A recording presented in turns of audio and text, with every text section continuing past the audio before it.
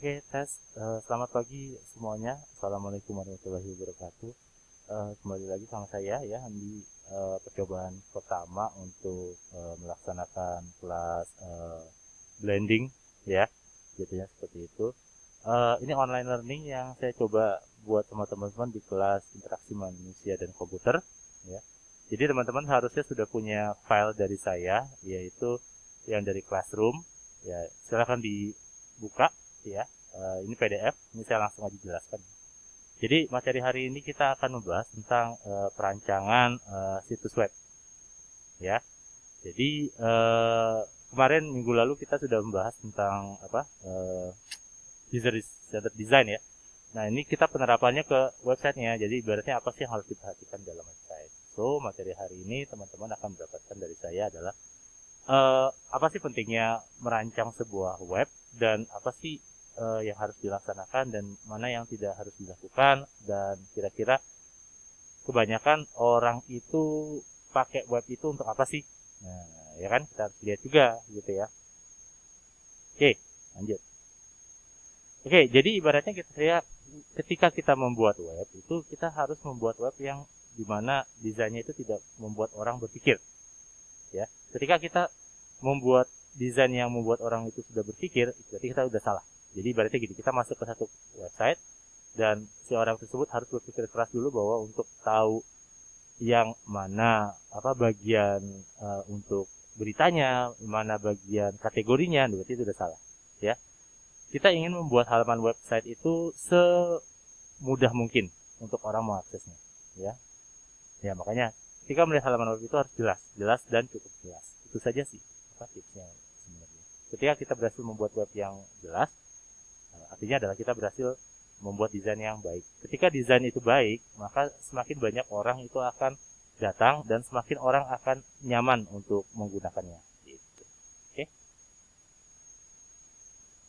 Oke, nah yang tidak harus dilakukan di sini adalah membuat orang berpikir. Nah, seperti yang ini ya, saya lihat bahwa oh, dia masuk ke satu website dan oh, ini ada ini. Oh, ini kategori ya. Yang mana sih yang kategori? Nah, ini contohnya seperti ini kan, ini buruk sekali ya. Jadi ibaratnya mana yang kategorinya, mana yang ini kan dia harus melihat gitu kan. Nah, yang sebaiknya ketika membuat website yang seperti ini, kita harus juga me, apa, menjalaninya itu sendiri, bahwa apakah ini mudah untuk digunakan atau tidak gitu ya.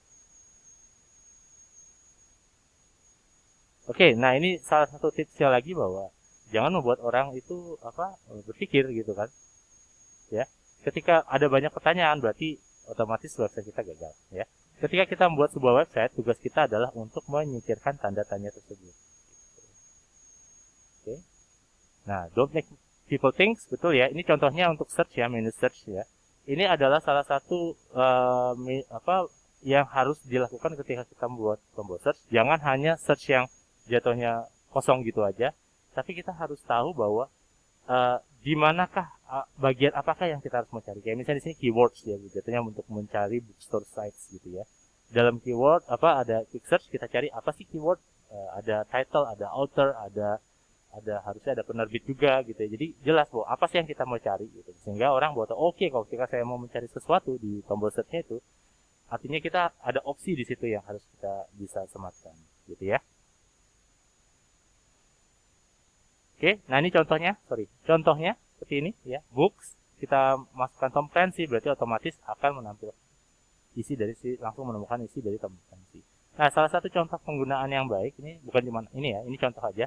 Amazon salah satu yang baik juga, bahwa langsung di halaman atasnya itu langsung ada tombol search-nya ya, memang digunakan untuk mencari produknya gitu loh. Aneh kalau seandainya tombol search-nya itu bukan di atas, tapi di bawah gitu, atau di tengah, atau di salah satu bagian dari body dari webnya itu sendiri. Jadi ibaratnya penempatan dari tombol search ini harus jelas juga gitu ya, gimana letaknya. Nah, don't make people think. Nah, itu yang selalu diusung-usung. Jangan membuat orang atau pengunjung itu menghabiskan waktunya untuk mempertanyakan diri mereka sendiri gitu. Contohnya, di mana keberadaan saya sih, saya di web mana sih, ini kan kadang-kadang suka kayak gitu ya, kita asik surfing, tiba-tiba kita masuk ke satu halaman web yang dimana ini kita di mana sih gitu kan.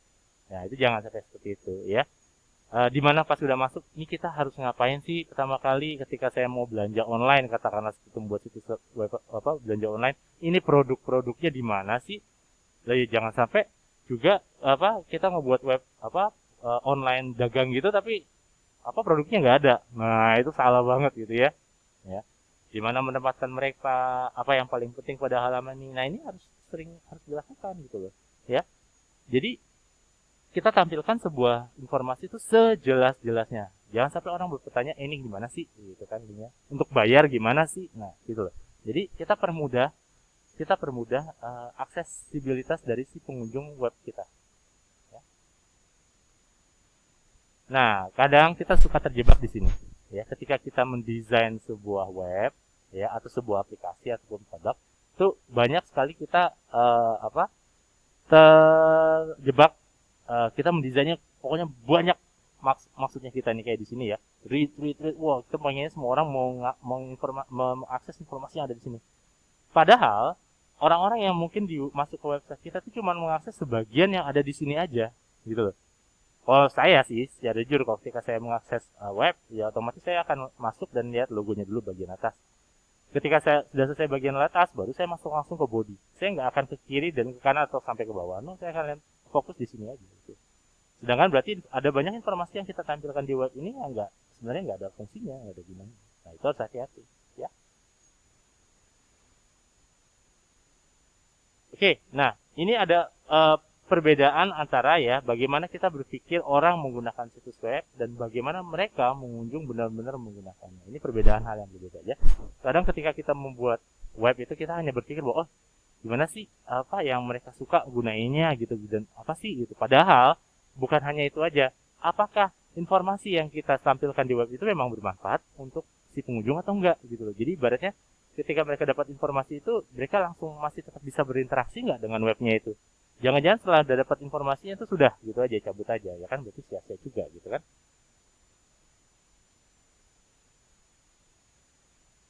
Oke, jika kita mendesain halaman web yang efektif, kita harus belajar untuk mengenali 3 fakta penggunaan web dan nyata. Pertama adalah kita tidak membaca halamannya tapi kita men-scan satu persatu, betul ya? Jadi ibaratnya ketika kita membuat masuk ke dalam page, kita tidak membaca page-nya tapi kita men-scan satu-satu mulai dari halaman atas, tengah sampai bawah. Gitu ya. Kita tidak melakukan membaca keseluruhannya, yang kedua nih maksudnya ya, keseluruhannya dari satu-satu gitu ya, dari atas terus sampai bawah, enggak, tapi kita ya kayak tadi kayak saya masuk ke web, saya mungkin cuma melihat yang logonya terus baru masuk ke bodinya langsung. Saya enggak secara keseluruhan langsung ngelihatnya ya. Dan yang terakhir adalah saya paling males banget ya kalau misalnya ada web yang saya kunjungin itu saya harus mencari informasinya, harus mempelajari terlebih dahulu dari webnya. Padahal nggak usah dipelajari juga bisa, ya. Iya. Itu yang paling paling paling fatal menurut saya ya. Jadi buatlah sebuah web atau desain web itu yang dimana user itu bisa mudah untuk menggunakannya. Ya, nah ini tadi sudah bilang. Kenapa harus dilakukan seperti ini? Karena pertama adalah pengunjung itu pasti buru-buru, ya mencari informasi pasti buru-buru gitu kan. Nggak mungkin dia masuk, oh saya mencari tentang katakanlah augmented reality gitu ya, satu halaman web, terus saya akan berlama-lama di situ. Enggak, kalau misalnya saya nggak dapat informasinya, saya akan langsung cari tempat lain gitu kan. Nah, ya, yang berikutnya adalah kita tidak harus membaca semuanya. Ya, jadi kita membuat desain yang sebisa mungkin, seoptimal mungkin itu bisa menarik perhatian dari si user. Ya, ini contohnya ketika desainer itu membuat itu seperti ini, ya. Padahal yang kita lihat cuma beberapa bagian doang, ya kan? Ya ini, we don't make optimal choices, we satisfy, tadi sudah saya jelaskan. Ya, kita tidak secara menyuruh melihat webnya, tapi kita ya ibaratnya kita cari informasi itu yang sesuai dengan yang kita butuhkan aja. Jadi nggak seluruh webnya itu yang kita akan baca. Ya ini tadi sudah dijelaskan juga bahwa janganlah membuat sebuah web yang ibaratnya susah, sulit ya. Jadi ini kayak contohnya ini kayak Yahoo kan gampang nih, langsung search. Oke, ini searchnya di sini. Google juga gampang, gitu ya. Facebook juga mudah gitu kan, Instagram juga mudah gitu kan, Gojek juga mudah. Ya berarti mereka sudah memperhatikan hal-hal ini untuk ke depan. Oke, we don't figure how things we model through. Ya, mengapa hal ini terjadi? Ini nggak penting buat kita gitu ya. Jadi yang kita nggak butuh detail sedetail-detailnya itu di web. Kita yang butuhkan adalah informasi yang kita cari atau kegunaan fungsinya yang kita cari dalam web tersebut. Ya, kita nggak butuh bahwa itu harus sedetail-detail mungkin. Tapi ibaratnya ketika itu sudah menarik perhatian, that's it. Ya, rancangan Anda sudah baik. Dan ketika orang nyaman menggunakan webnya, ya, berarti desain yang kalian buat itu sudah baik. So, kuncinya di sini apa? Adalah kuncinya dari sisi kenyamanan orang berinteraksi dengan webnya, teman-teman. Gitu. Ya. Ya, ketika kita menemukan sesuatu yang pas, ya udah kita langsung kerjakan saja. Nah, di sisi lain jika pengguna memahami webnya teman-teman, ya, Anda punya kesempatan untuk lebih baik di mana mereka menemukan apa yang mereka cari. Ya, jadi ketika mereka sudah senang menggunakan website teman-teman, mereka baru akan mulai berlama-lama di webnya teman-teman. Ya, jadi ibaratnya kan kita ingin membangun sebuah first impression yang baik. Ya, ketika first impression yang baik itu jadi, ya udah otomatis hasilnya juga akan baik juga. Ya. Oke, untuk part 1 kayaknya saya udahi dulu di sini ya. Nanti nyambung di part 2 ini karena saya bisa ngerekamnya cuma 15 menit, so kita udahin dulu. Oke. Oke, tes. Baik, tadi agak sedikit ada sedikit gangguan sih. Ya, kita lanjutkan dari apa yang tadi sudah kita buat. Jadi website itu bagaimana? Semakin kita mereka pengguna memahaminya, semakin juga pengguna akan berlama-lama di webnya teman-teman. Gitu jatuhnya, ya. Oke, ya balik lagi tadi sudah dibilang bahwa mendesain itu bukan reading tapi kita men-scan. Jadi ibaratnya harus jelas bahwa di awal itu apa sih hierarki dari si halaman webnya kita yang kita buat ya. Ya pertama makanya create a clear visual hierarchy on each page. Ya. Take advantage on convention. Break pages up into clearly defined areas. Ya jadi buatlah bagi-bagilah area-area website itu sedemikian rupa bahwa orang bisa tahu bahwa ini halaman atas, ini bodinya, sebelah kiri ini adalah kategorinya, sebelah kanan itu iklan gitu jatuhnya orang bisa jelas tahu mana gitu ya. Ini udah jatuhnya ya sebuah website dengan hierarki yang jelas bahwa memiliki 3 hierarki, yaitu pertama adalah suatu hal yang penting harus lebih menyolok ya. Yang saya di sini berarti very important yang paling atas berarti judulnya jatuhnya. Bagian bawahnya agak sedikit lebih kurang important tapi sama importantnya bahwa yang paling bawah itu tidak important. Biasanya diputar itu nggak important jadi kecil-kecil. Ya. Tapi yang sesuatu yang besar itu berarti menonjolkan sesuatu hal yang penting. Ya. Oke. Nih, hal-hal yang kedua adalah hal yang berhubungan dengan secara logis juga terkait visual. Misalnya, Anda desainer dapat menunjukkan bahwa beberapa hal yang serupa dengan mengelompokkan bersama-sama di bawah satu judul ya. Nah ini, jatuhnya untuk kategoris ya.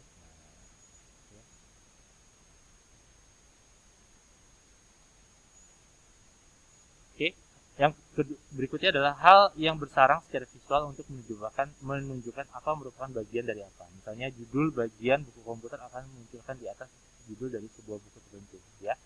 Seperti ini ya, computer books, terus di dalam computer books ada bawahnya lagi ada one particular computer book. Jadi di bawahnya computer book itu ada lagi buku-bukunya jenis-jenisnya ya. Saya agak zoom out sedikit biar. Nah, oke, conventions are your friend. Tanpa pernah diajarkan, kita semua belajar membaca koran. Bukan kata-kata tapi konvensi atau aturan standar. Jadi ibaratnya kita coba membiasakan membuat webnya itu supaya si user itu seolah-olah membaca. Ketika dia masuk ke webnya membacanya itu nyaman. Dia sudah memiliki ingatan atau kemampuan membaca itu dari katakanlah kalau di sini kan korannya seperti itu. Jadi mirip kayak gitu ya.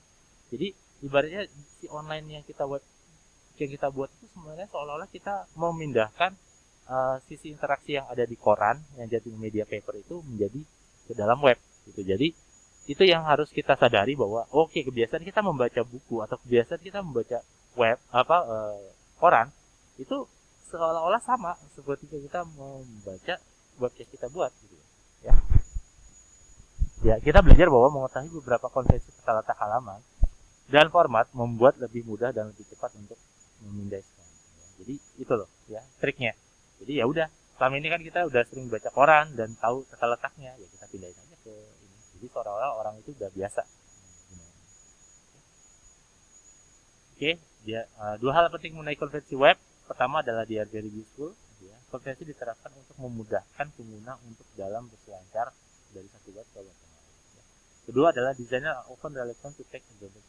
Dihadapkan dengan proses menggunakan konvensi. Oke, diantaranya seperti ini. Convention enables users to figure out a lot of what the web page, even if they can't understand the word of it. Ini contohnya nih bahasa Mandarin. Tapi kurang lebih kalau karena kita strukturnya udah sama, udah biasa gitu ya, jadi udah tahu ini logo, ini bagian atas, ini bagian search ya gitu, itu adalah menu. Jadi standarnya seperti itu di dalam sebuah web, ya kita ikuti aja. Dari sisi kebiasaannya kan pun juga lebih memudahkan buat kita.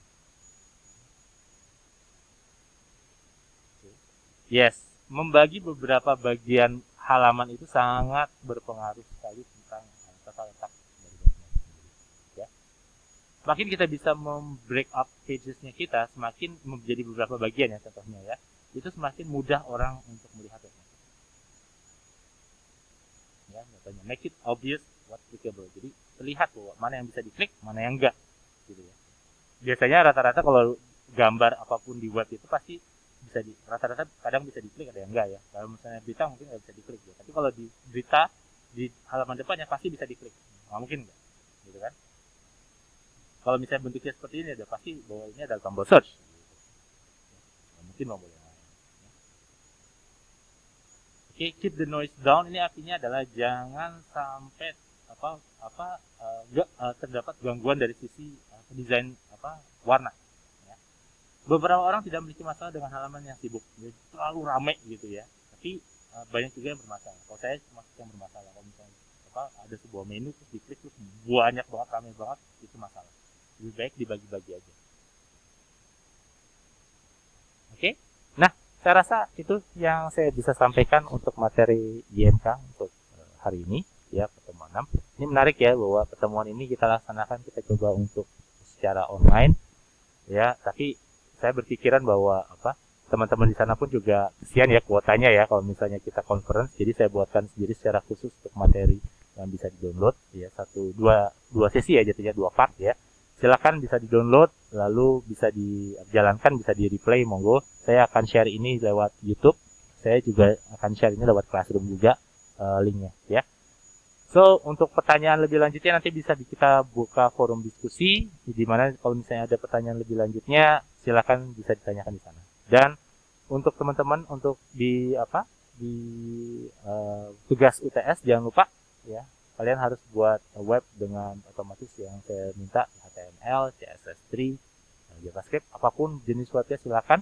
Nanti format bentuk ujiannya nanti diumumkan lagi sama saya ya, soalnya nanti ada pengumuman lebih lanjut ya, karena jatuhnya kan kita sekarang lagi wabah ya, jadi otomatis polanya nanti yang akan berbeda sedikit ya. Oke, dari saya terima kasih. Saya Budi Arif Pitama dari Universitas Trilogi, Prodi Teknik Informatika. Terima kasih sudah menonton saya. Oke, kita sampai jumpa di lain kesempatan. Terima kasih.